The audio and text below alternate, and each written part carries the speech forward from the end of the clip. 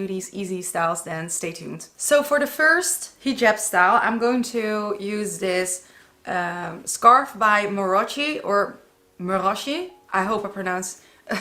I'm so bad at pronouncing Arabic names, but from Neda, she came out with some really beautiful scarves. So for this first style, I'm going to have one shorter side and one long side. And by the way, this cap is from by Aisha, and I'm just going to clip it like usual with one of these pins. This is what I use, but you can use whatever you like to use.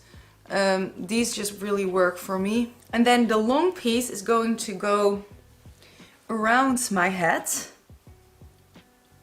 and I'm going to place it a little bit in the middle. Make sure you don't put it too tight because your double chin will be more visible, so try to avoid that. And then I'm going to go in with these little pins.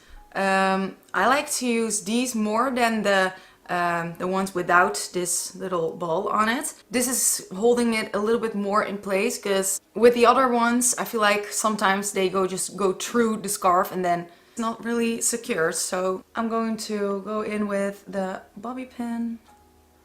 Bobby pin. Wait, is this a bobby pin? This is not a bobby pin.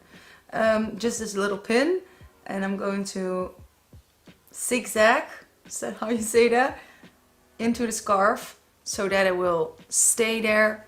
And then what you can do is also, or what you actually have to do with the chiffon scarves, is put the pin also in the back of your head, because it will slide off.